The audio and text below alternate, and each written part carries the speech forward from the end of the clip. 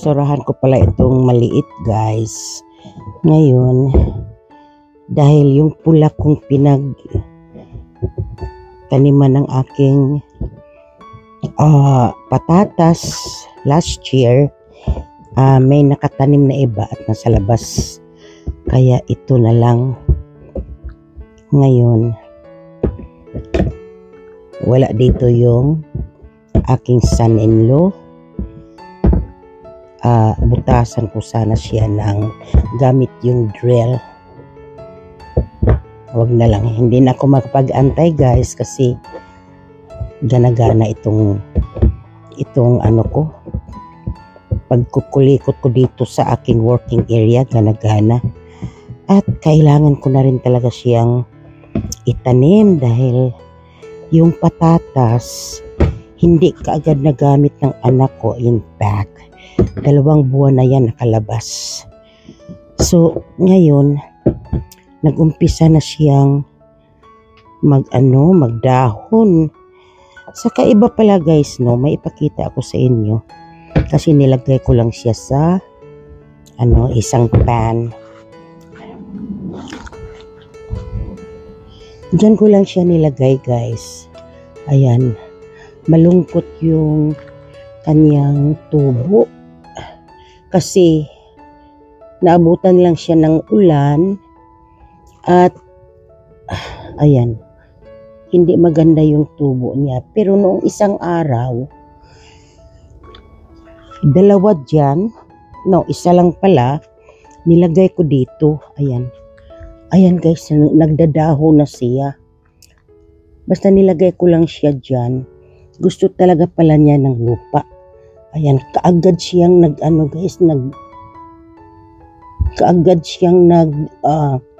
nag-ugat doon sa ilalim at nagdahon. Kaya kailangan ko talaga siya ng ilagay sa lupa. Kaso lang ito mix, maraming mix ito nandyan din yung coco peat. Kaya malaking trabaho to sa akin.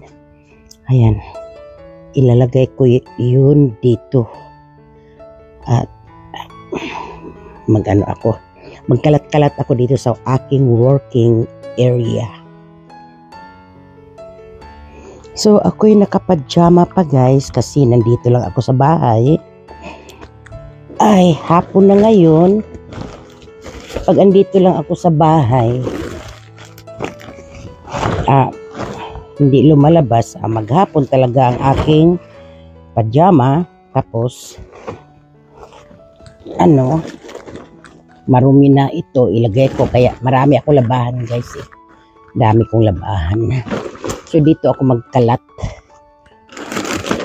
at ililipat ko yan dito. Ayan guys, para makuha ko yung coco peat doon sa ilalim. Mabigat siya guys, mabigat pa siya para hilahin. Kaya dito muna ako magkalat-kalat para ma-mix ko talaga siya. Ito yung coco peat guys, yung brown na ito. I-mix ko lang ito siya.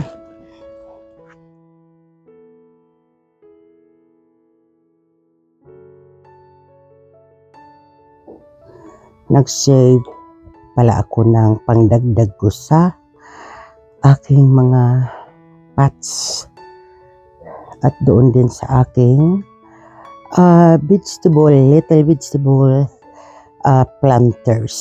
Kaya yan ang sinisave ko guys. Mag-save pa rin ako kasi yung dilaw na yun, tatamnan ko rin siya ng patatas.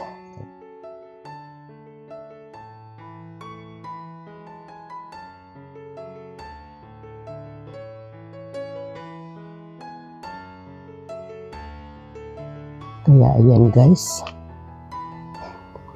ayan yung lupa niya, hindi siya nangangalahati paglagay ko. At ilagay lang natin tong siguro mga 3, ano ba? Ayan siya. Ilagay natin dito yan siya guys. Medyo takpan natin siya ng lupa.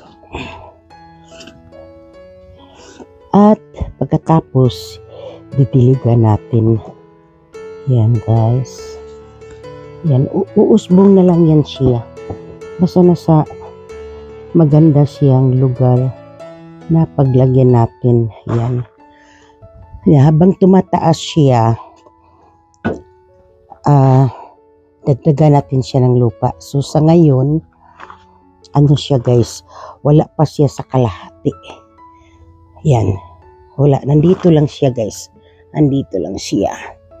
Tapos unti-unti natin yang dagdagan ng lupa. Yan din, at meron ako ditong ano guys, ito colored, hindi pa siya nabuksan. Yan siya guys, 346. So ayan, nag-umpisa na pala siya mag-ano. Ayan siya guys, nag-umpisa na siya magdahon pala dyan. Kaya yan ang ilagay ko rin dito sa yan. First time kong mag-ano guys, tanim ng